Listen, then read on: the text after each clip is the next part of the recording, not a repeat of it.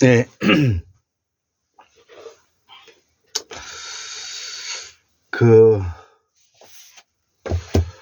오늘,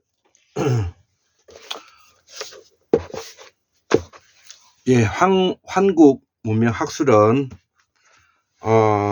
235번째, 조선 왕조실록 두 번째 강의를 한번 해볼까 합니다. 저는 10시 47분이고요. 오늘은 2024년 11월 28일, 음력으로는 10월 28일이 되겠습니다. 제가 며칠 동안에, 제가 아메리카 대조선, 여기에 대해서, 12일 동안에 고민 끝에, 저도 거기에 올라타서,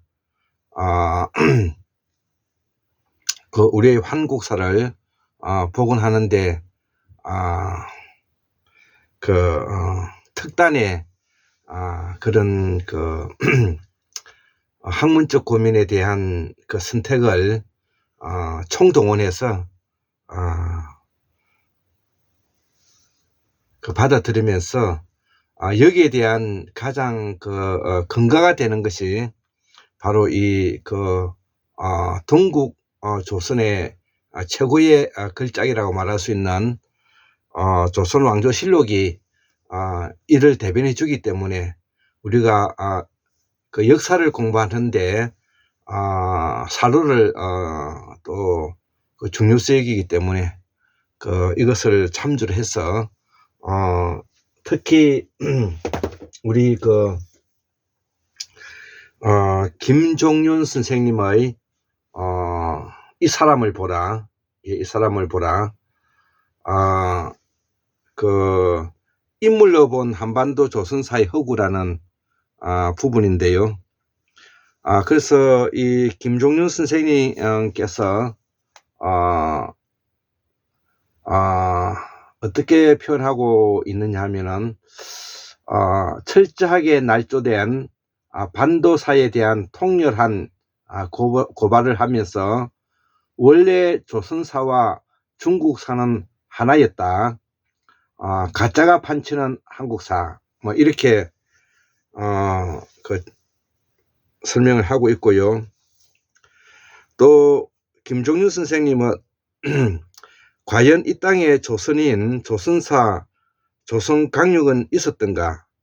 날조된 반도사에 대한 통렬한 비판, 문헌, 문집 속에 조선은 이 땅을 말하지 않았다는 내용입니다. 그래서 지금 현재 뭐 정포, 이달충, 이방직이, 설손, 이인복이, 이재연, 이암, 정몽주, 이승윤이, 정도전, 이첨, 김구용, 이런 역사적인 인물에 대해서 아마 생각이 떠오르실 겁니다.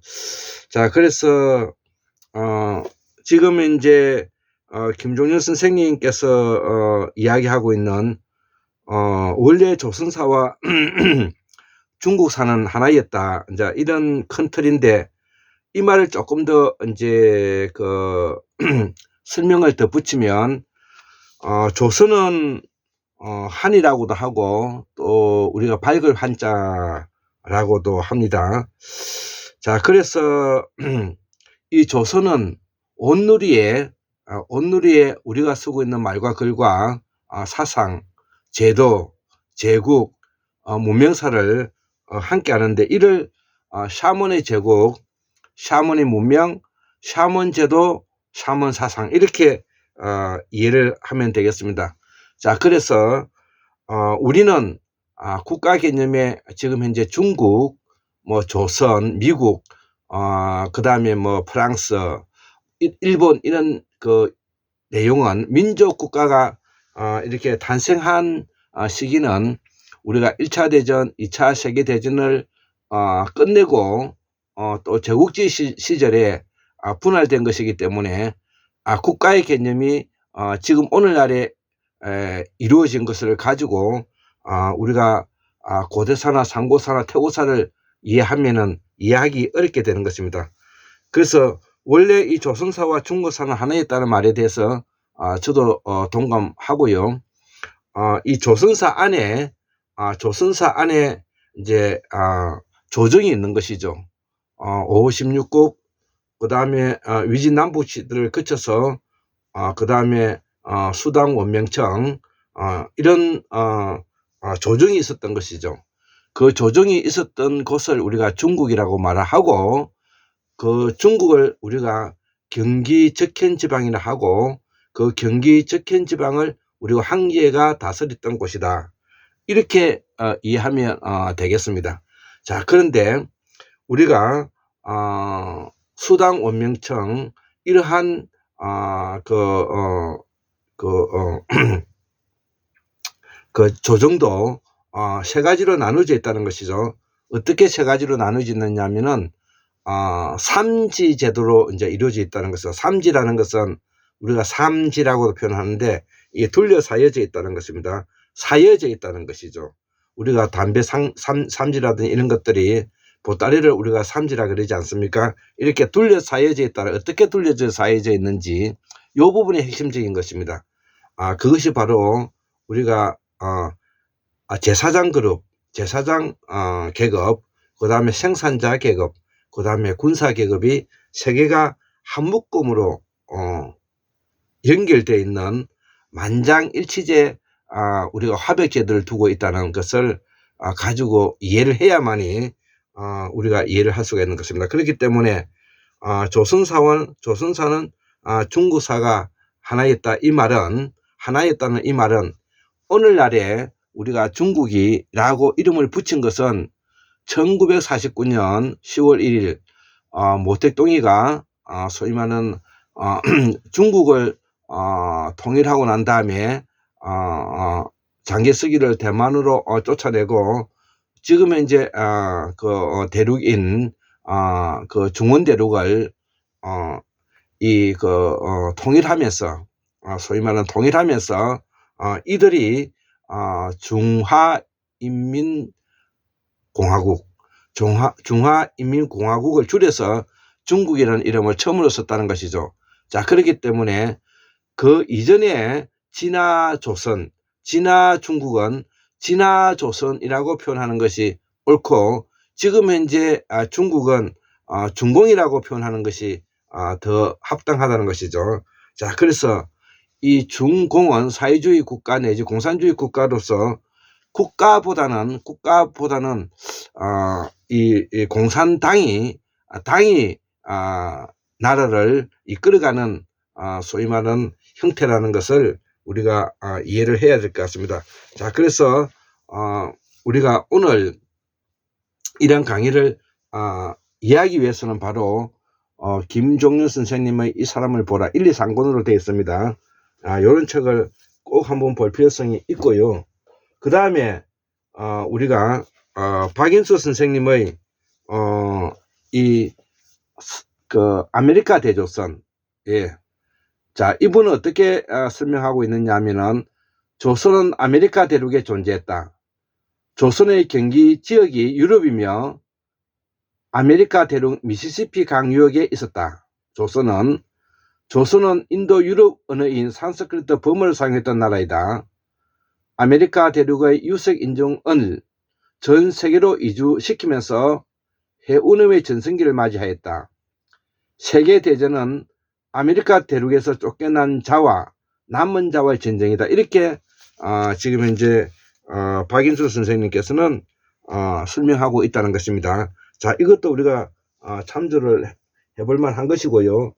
그보다도 이제 더 우리가 상고사를 이해하는 데는 바로 김재섭 선생님의 근문창세 문자로서 이 고조선 고군문이 창세기 문자이다. 한국인은 알자 임금의 후예이고, 조선과 한국은 아황 여호와 하느님의 조종의 나라이다. 이렇게 지금 이제 김재섭 선생님은 근문 창세기 문자에서 여기 일권 같은 형태고요. 지금 이제 제가 보여주고 있는 문자로 나타난 하나님, 요거는 이권 형태가 되는 것입니다. 4300년 전의 땅의 언어가 하나인 바벨탑 시대, 청동기 시대 때 명문에 나타난 고조서는 구약 성서의 뿌리이다. 지금 현재 앞에 이렇게 있는 세계에서 가장 무거운 청동기 제기인 대화방정인 것입니다. 이 대화방정, 여기에 사람 얼굴을 하고 있는 것이 이게 하나님 얼굴이라는 뜻입니다. 자, 그래서 이 신화를 역사로 바꾼 고군문, 그래서 우리가 청동기에 새겨진 문자의 비밀을 이해하는 데 도움이 되겠고, 자, 그래서 우리가 그 청동기 시대라고 말을 하면 이해를 돕기 위해서 제가 조금 더 도움을 드리겠습니다. 청동기가 되려면 구리가 플러스 아연을 섞든지 구리 플러스 주석을 섞어야만이 이제 청동 제품이 나오게 되는데요. 구리가 발견된 곳은 지금으로부터 약 9,000년 전에 현재 이집트에 구리 동굴이 발견되었고요. 그 다음에 터키 아나톨리아 지방에서도 구리가 발견되었던 것입니다. 자, 그래서 9,000년 전에 구리가 발견되었지만 구리에다가 아연을 섞어서 이렇게 사용하니까 너무 물려서 사용하기가 어려웠고, 그 뒤에 구리에다가 주석을 섞어서 오늘날에 우리가 청동 제품이 되었다는 것입니다. 자, 그래서 우리가 지금까지 걸어오면서 가장 큰 혁명이 바로 25,000년 전에 흑요석 혁명이고요. 그 다음에 우리가 마지막 빙하기가 끝나고 약 3,000년의 수령기를 거쳐서 지금으로부터 BC 7,000년경, 지금부터 약 9,000년 전에 바로 카스피 해와 흑계 사이에 있는 코카서스 산맥에 수로를 이용한 농경, 즉 왜냐하면 코카서스 산맥에 산 언저리에 있어야만이 바로 우리가 물을 끌어 쓸 수가 있기 때문에 고대나 지금이나 물이 바로 생명인 것입니다. 그렇기 때문에 바로 코카서스 산 밑에서 수로를 이용해서 농사에 물을 대기 시작했다는, 그래서 수로를 이용한 농경과 자연 농법은 전혀 다른 것입니다. 우리가 수렵, 어로 채집, 자연 농법 시대를 우리가 중석기 내지 구석기 시대에 이야기 드리고요. 지금 현재 우리가 이야기하고 있는 이 신석기 시대는 바로 우리가 수로를 이용한 물을 댔던 시기를 포함하고 있는 것입니다. 자, 그렇기 때문에 우리가 구리가 발견된 것은 9,000년이지만 이 청동이 가장 활발하게 각광받았던 시기는 BC 3,300년에서 BC 1,600년 사이에 청동 기혁명이 일어난다는 것이죠. 그래서 BC 3,300년에서 BC 1,600년 사이에 우리가 BC 2,500년경에 청동기를 가지고 전 세계를 수레바퀴를 이용해서 굴러다녔다는 것이죠. 전 세계인이 퍼지게 되었던 것이 바로 이때를 말하는 것입니다. 그래서 우리가 지금으로부터 약 2,500년 전에 BC 2,500년 전에 대대적인 민족의 대이동이 있었던 것이고, 우리가 말하는 BC 2333년 소위 말하는 고조선이 세워지는 그 시기는 요 청동기의 이동 기간에 걸쳐 있는 것이죠. 자, 그렇기 때문에 우리가 청동기 혁명 시기에 있는 것이기 때문에, 그러니까 3,300년과 1,600년 사이에, BC를 말하는 겁니다. 사이에 우리가 BC 2333년도에 고조선을 건국했다, 이렇게 이해하면 되겠고, 이것이 바로 4,300년 전이 되기 때문에 온 땅의 언어가 하나의 청동기 문명과 나타난 고조선의 뿌리가 된다는 것을 우리가 이해하면 되겠습니다. 자, 그래서 오늘은 제가 이 문자로 나타난 하나님, 문자로 나타난 이 하나님에 대한 이 내용에 뭐든지 책은 바로 서문과 그 목차가 중요한데요. 특히 문자로 나타난 하나님의 완전 학습 길잡이라고 요 지금 현재 6페이지에서 요 7페이지 사이에 있는 요 내용이 매우 중요한 것입니다. 그러니까 문자로 나타난 하나님의 이 내용을 이해하기 위해서는 요거 정도만이라도 우리가 알고 있어야 된다는 것이죠. 요거 정도는 알고 있어요. 그래서 제가 오늘 저녁에 바로 요 내용들을 직접 아까 그 내용들을 제가 이렇게 적어 보았습니다. 예, 글자를 직접 적어 보면서 꾸준히 공부를 해야 우리가 기억에 남지, 그렇지 않으면은 다 기억의 파편에 대해서 다 날아가 버리는 것입니다. 자, 그래서 오늘 제가 강의할 내용은 제목이 뭐냐면은 천하일가. 천하일가라는 것은 삼원제국을 말하는 것입니다. 삼지제도를 말하는 것입니다. 천하일가를 분열시키는 공자사상에 분노한 진시황의 분석경류, 예, 요거에 대해서 우리가 설명을 한번 해볼까 합니다. 자, 그러면 우리는 이 진시황이 처음으로 시황제로서 황제라는 이름을 썼다고만 알고 있고, 또 매우 포악하고 기타 이런 부분들을 우리가 알고 있고, 결국은 진초제인 한이죠. 전국 칠웅을 통합해서 불과 22년 만에 약 22년 만에 뭐냐면은 결국 진나라가 망하게 되면서 그 진나라의 직계 후손들이 우리가 이 낙랑을 거쳐서 지금 현재 진한을 거쳐서 우리가 신라로 이어지는 요 세력들이 바로 요 지금 현재 그 진시황의 직계 후손이 되는 것입니다. 자, 요거를 우리가 이제 이해하면서 왜 진시황은 천하일가를 분열시킨다고 말을 했을까? 공자사상이 왜 천하일가를 분열시킨다고 말을 했을까? 이거에 대해서 한번 우리가 바꿔서 생각해보고, 또 왜 이 진시황은 천하일가를 분열시키는 이 공자사상에 대해서 분노했겠는가? 또 그래서 여기에 대해서 분석경류까지 왜 하게 되었을까라는 부분을 우리가 이해하려면은 우리의 고대사와 상고사에 있어서 샤먼제도, 샤먼문명, 샤먼사상과 샤먼 제도를 이해하지 않으면 아니 된다는 것입니다. 자, 그래서 지금 현재 진시황이 이야기하고 있는 이 말도 이 분열시킨다는 것은 바로 삼지제도를 분열시킨다는 것이고 샤먼 제국을 분열시키는 것이라는 것이죠. 자, 그래서 이 분열시키는 요인에 바로 공자사상이 있어서 여기에 대해서 분노하게 됐다. 그래서 진시황이 그 경유를 하게 됐다. 이런 내용을 이제 담고 있습니다. 그러면 이 진시황은 왜 천하일가를 분열시키는 이 공자사상이라고 했을까?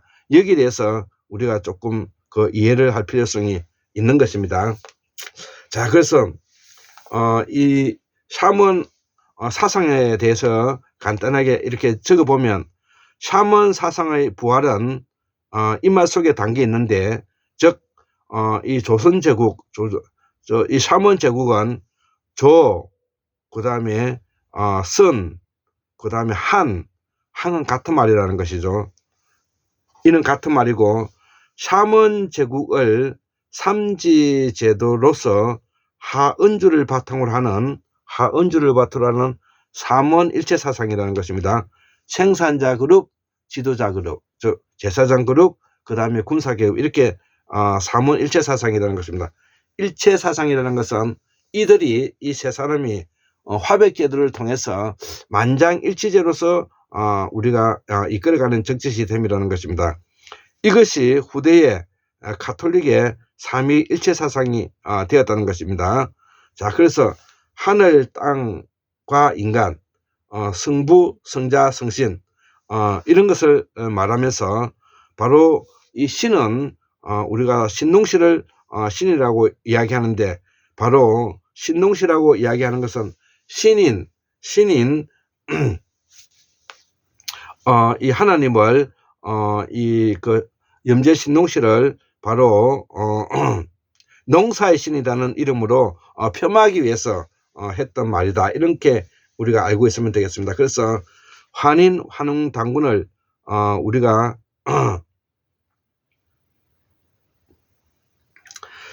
일컫기도 하고, 또 제사장 계급, 그 다음에 군사 계급, 생산자 계급으로 나누기도 한다는 것이죠. 이것이 후대에 국가의 3요소인 국민, 땅, 주권이 이루어진다는 것입니다. 국민, 주권, 땅, 이게 뭐냐면 앞에서 이야기하는 샤먼 제국의 삼지 제도가 어떻게 이루어져 있는 것과 밀접한 연관성을 가지고 있다는 것을 제가 확인해 드리는 것입니다. 자, 그래서 나라가 우리가 행복했다는 뜻은, 나라가 행복했다는 뜻은 주권이 없다는 말이 나라가 항복했다는 뜻은, 나라가 항복했다는 뜻은 주권이 없다는 말이 되고, 우리 역사에서는 병자호란 그리고 일제 식민 지배 때가 우리가 국민의 주권이 없는 뜻이 되는 것이죠. 자, 그래서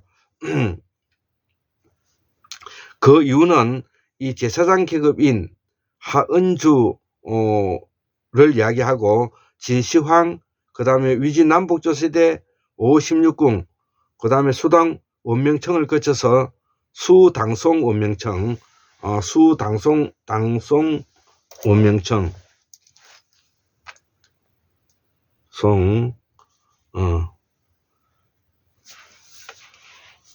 의 대조선 체제로서 샤먼 제국의 몰락을 의미하고 있다는 것이죠. 자, 샤먼 제국의 몰락을 의미하고 있다는 것이죠.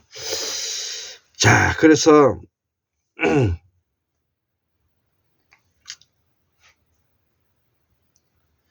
자, 그러면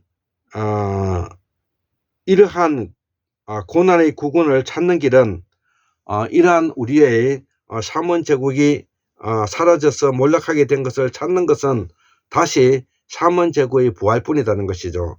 자, 그러면 이러한 것을 극복하기 위해서는 우리가 현재 우리 한국 사회의 최동석 인사조직연구소장님의 성취 예측 모형을 받아들이고 제4차 산업, 그 다음에 블록체인 혁명을 지금 현재 장착해야 된다는 것입니다. 자, 그래서 우리가 샤먼 제국을 부활한다는 것은 흑요성 혁명, 수로를 향한 농경혁명, 그 다음에 청동기 혁명, 그 다음에 철기 혁명을 거쳐서, 자, 이제는 뭐냐면 대항해를 거쳐서 다시 뭐냐면 제4차 산업인 블록체인 혁명을 할 때가 왔다. 이건 무조건 받아들여야 되는 것입니다. 무조건 받아들여야 되는 것입니다. 자, 그래서 제4차 산업 블록체인 혁명을 우리가 장착해야 되는 거다. 자, 그래서 나는 여기에 내 인생을 걸고 한국문명사의 마지막 관문인 이 아메리카 대조선에 대해서 이 철학과 사상을 받아들이면서 또 연구한 것을 기초로 하면서 우리의 말과 글이 세계 은혜의 뿌리가 되고, 세계 모든 종교의 뿌리가 여기에서 있고, 세계의 모든 물량이 풍부하고 한대 온대 열대가 같이 있는 이것이 여기가 바로 현재 대조선의 땅 아메리카 5대5 조선과 미시시피평 일대를 의미하는 것입니다. 이것을 배우고 공부하고 익히면서 행동하는 것이 바로 우리가 해야 할, 공부한 사람들이 해야 될 것이다 이거죠. 자, 그래서 이러한 것을 공부하는 것이 바로 샤먼이 한국의 문명사를 발전시키고 진리에 부합하고 하기 때문에, 그래서 나는 공부를 하게 되었다는 것입니다. 자, 그러면 이를 조금 더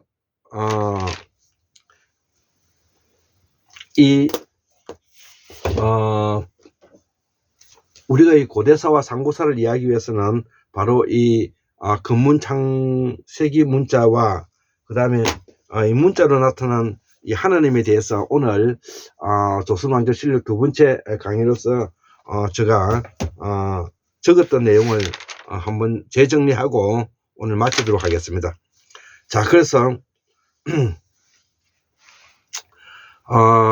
이 천하 일가인 삼원 제국을 분열시키는 이 공자사상에 분노한 이 진시황의 분수경유라는 이름으로 지금 첫 번째 이제 삼원 사상의 부활은 이말 속에 담겼다는 것을 첫 번째 강의를 했고요. 지금 이제 두 번째는 요 두 번째 이라고 적혀 있던 요 내용을 말하는 겁니다. 여기 7번까지 되어 있는데요. 오늘 제가 저녁에 공부했던 내용이고 요 문자로 나타난 하나님 안에 있는 내용들이기 때문에 이거는 다음에 사서 꼭 읽어보시기 바랍니다. 자, 그래서 두 번째 2차 대전 후에 2차 세계대전 후에 중국 내전에서 패배한 장개성은 그동안 진화 중국 왕조의 그 수당 원명청 이런 나라를 말하는 것입니다. 수당송 원명청, 자, 이런 나라를 말합니다. 자, 그래서 진화 중국 왕조의, 그러니까 진화조선이죠. 진화조선의 그 보물들을 군함에 싣고 대만 지금 현재 중화민국으로 도망갔다는 것이죠. 자, 이거는 우리가 누구나 잘 알고 있는 내용들입니다. 자, 그래서 1965년도에 이 대만의 고궁박물관을 완성하였고 이때 진화조선, 즉 중국 왕조를 말합니다. 진화조선은 중국 왕조를 말하는데 여기에 우리가 보물을 세상에 공개했다는 것이죠. 그때에 1965년 고궁박물관을 완성하면서 진화조선의 중국 왕조의 보물을 세상에 공개하였다. 그 중에 중국 진화 황실의 청동유물이었던 것이었는데 이 청동유물은 현대 기술로도 그 재현이 불가능하다는 것이죠. 이런 것들이 수두룩했다는 것이죠. 자, 그것은 바로 삼원제국에 가지고 온 유괴 중에서도 바로 연금술과 관계되어 있는 내용인 것입니다. 자, 그래서 우리는 바로 천문학은 물론이고 연금술에 뛰어났다. 청동기 제작을 한다는 것과 철기를 제작한다는 것은 바로 연금술에 뛰어나는 바로 삼원제국의 가장 기본적인 틀이라는 것입니다. 자, 그래서 이제 세 번째, 자, 그다음 세 번째, 특히 이 청동기 문명은 연대가 올라가면 올라갈수록 더욱더 정교하고 예술적 가치가 더 뛰어난데 이때가 바로 피라미드보다 더 불가사의한 일이었다. 이렇게 지금 현재도 설명하고 있다는 것이죠. 그 중에 청동기에 새겨진 이 부호가 우리가 호기심을 자극하게 됐는데 1980년대에 대만 정부는 일부 청동기 유물을 공개를 이제 꺼려하게 됐다는 것이죠. 자, 그래서 공개를 꺼려하게 된 것은 이 청동기가 다른 데서 만들어져서 이동해 왔다는 이야기로 저는 설명을 가름할까 합니다. 제가 예전에 강의하면서 설명했는데 이 중국에서 발견된 이 청동기가 중국에서 만들어진 것이 아니라 저 서구 그 지중해 문명권에서 이동해 왔다. 이 내용을 제가 보완해서 설명하고 있다는 것이죠. 그렇기 때문에 중국의 대만 정부가 바로 이 청동기 유물을 공개를 꺼리게 되었다는 것이죠. 자, 그래서 청동기 연구의 대가는 누구냐? 고구문의 대가이고 금문신고를 쓰신 이 낙빙기 선생이라는 것이죠. 낙빙기 선생님, 이거는 우리가 꼭 알아야 됩니다. 청동기 연구의 세계 최고의 권위자는 낙빙기 선생과 소남자 선생이시다. 우리나라의 소남자 선생이시다. 그래서 낙빙기 선생과 소남자 선생이라는 것을 우리가 이번 기회에 알아야 될 것 같습니다. 자, 그래서 이 고금 근문신고 저술한 낙빙기 선생과 우리 조선에서는 소남자 김재서 선생님이시다 이거죠. 자, 그래서 세 번째 강의를 했고요. 네 번째는 중화인민공화국은 지금 이제 중국이라고 말하는데 이거는 모택동 정부를 말하는데 문화대혁명이 1965년에서 1976년에 이제 까지 하게 됐는데 약 11년이 되겠습니다. 이때 중국 공산당은 낙빙기를 배제하고 각골문을 연구한 광말약의 학자를 중심으로 해서 중공의 대표적인 고고학 문자학의 1인자로 이 광말약을 초대하게 되었다는 것이죠. 자, 그래서 이 진화조선은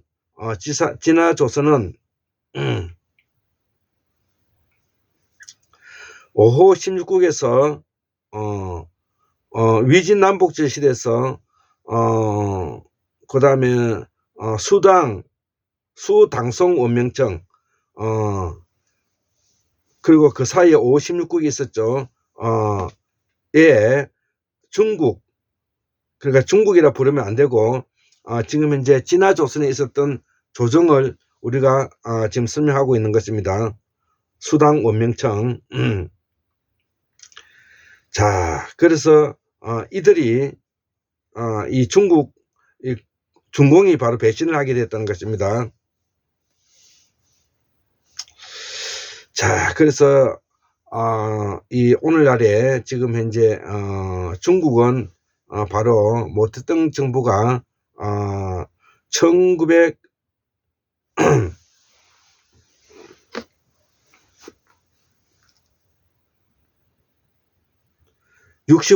1976년까지 우리가 중국 문화대혁명을 거치면서 오늘날에 중국을 설계하고 만들어갔다. 이 내용이 되겠습니다. 자, 그래서 근문신고는 사망오제 시대를 신화 전설이 아니라 역사의 시대라는 것을 증명하고 있고, 중공에서는 지금 이제 모택동 정부를 말하는 겁니다. 중공에서는 낙빙기 선생을 탄압했다는 비밀이 있다는 것이죠. 자, 그래서 다섯 번째, 이 마오쩌둥은 이 공산당은 이 근문신고를 금수로 취급했고, 그 다음에 중국은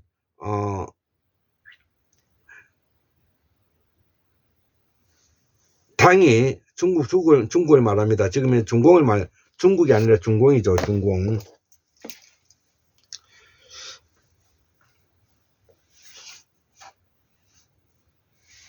자, 중공. 자, 중공은 지금 이제 당이 통치하는 나라이죠. 자, 그 이유는 이 근문신고에서 나오는 이야기입니다. 전후 고양시의 조가 묘와 같고, 그 다음에 종묘사적의 나라인 조선의 정체를 제사 지는 나라죠. 감추려고 한 것이다.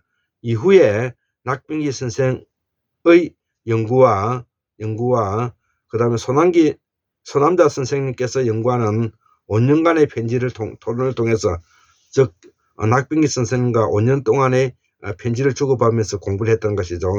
자, 청동기 고금문 속에 존재하는 고조선 및 고한의 비밀을 확실히 밝히겠다 이거죠. 여기서 중공의 동북공정의 반발이 있다는 것입니다. 중공의 동북강정에 대한 반발이 있다는 것입니다. 자, 여기에 대해서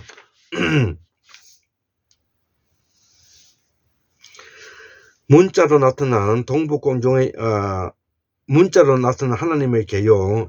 여기 이제 7페이지에 이제 요 문자로 나타난 하나님의 요 7페이지에 이제 있는 내용이죠. 7페이지에. 예, 7페이지에 있는 내용인데, 예. 예, 7페이지에 있는 내용이죠. 요 내용을, 예, 문자로 나타난 하나님의 계요, 요 7페이지에 있는 내용들을, 제가, 한번 적어봤습니다. 이렇게 밑으로. 저기 있는 내용이 그대로입니다.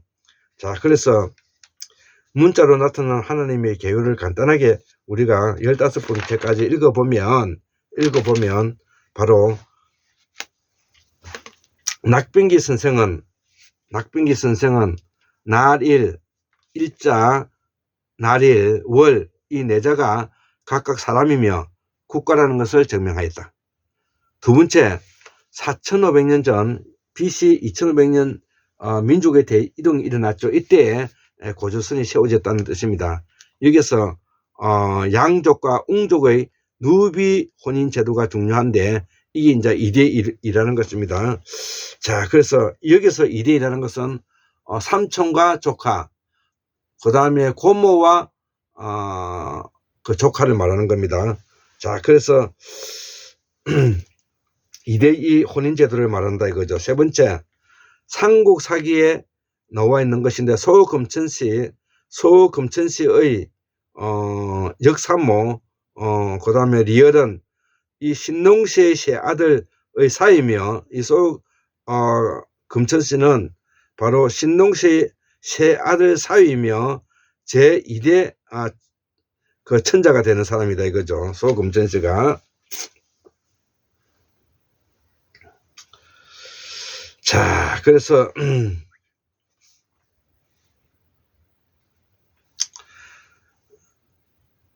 2002대 이 양족과 웅족의 누비 혼인 제도로 2대2로서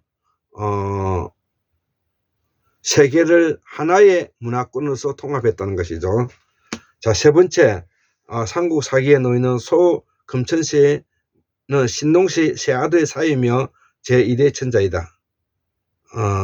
그 다음에 종묘사적의 묘가 조와 같고 전욱고양시이며 조선의 천자라고 증명하였다. 자, 그 다음에 다섯 번째, 소남자 선생은 이러한 조가 밑에 이런 조라는 뜻입니다. 조이며 조로 변하여 묘와 같다고 증명하였다. 여섯 번째, 신농시 하느님의 양족은 문자 창조 민족이며 그 다음에 당우 상가병명이라는 양족의 족보에 드는 것이죠. 일곱 번째, 4300년 전에 당우 삼자 병명이라는 것을 바탕으로 해서 양국의 제국화의 역사이고, 이것이 바로 구약 성서의 원형이 된다는 것이죠. 자, 그 다음 여덟 번째, 우리가 이 세모는 삼위일체의 집을 상징하면서 피라미드와 바벨탑과 같은 시대 이야기가 된다는 것입니다. 이 세모는. 그 다음에 아홉 번째, 이 아까 청동기에 새겨진, 얼굴에 새겨져 있는 이 청동기를 말하며 대화방정을 말하는 겁니다. 얼굴에 새겨진 이 대화방정은 바로 태양왕이고 환이며 그의 토템이 천주교 상징 부호가 되었다는 것입니다. 그 다음에 열 번째, 이 조는 고양시이며 주 알자 임금이고 삼국사기에 등장하는 고구려의 시조가 된다는 것입니다. 자, 고구려의 시조가 된다는 것입니다.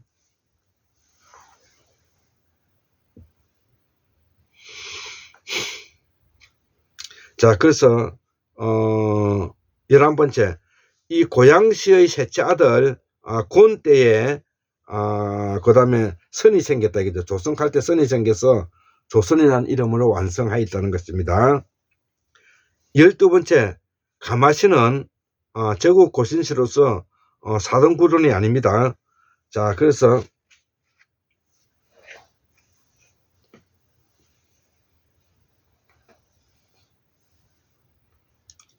제가 지금 이제 그 정신이 조금 그 혼미해져 가지고 사동구론이라는 말을 하게 됐는데 그거와는 관계가 없는 이야기고 헛소리입니다.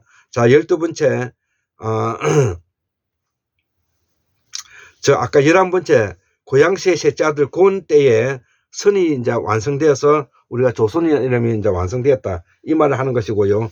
12번째 가마시는 제국 고신시 때 문자이면서 피라미드와 오벨리스크가 존재하였던 시기인데 그 다음에 13번째 중여준어서 명문을 이해하면 청동기 고군문을 우리가 읽을 수가 있다. 18번째 하나님의 신농시의 정손녀인 여호와 하나님의 죽음은 구약 성서의 뿌리 이야기가 된다는 것이죠. 자, 그래서 15번째 조는 조가 되고 조는 묘가 되어서 따라서 종묘사직의 나라가 바로 고조선이 라는 것입니다. 이것이 제일 마지막에 고조선의 나라가 된다는 것입니다. 자, 그래서 이 아사다를 이 손남자 선생님께서는 국부에 있다고 이야기를 하고 있고 지금 이제 저는 이 아사달이 지금 이제 북미에 있다 이 이야기를 하고 싶습니다.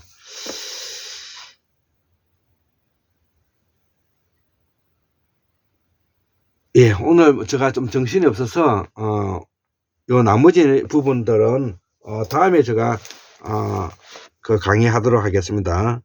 자, 오늘은 여기까지 강의를 하고 다음 강의로 넘어가도록 하겠습니다. 자, 그래서 천하 일가 삼원제국을 분열시키는 공자사상에 분노한 진서왕의 분수 경류를 우리가 1, 2, 3, 4, 5 6까지 1, 2, 3, 4, 5까지 설명을 하고 마치도록 하겠습니다. 예, 감사합니다.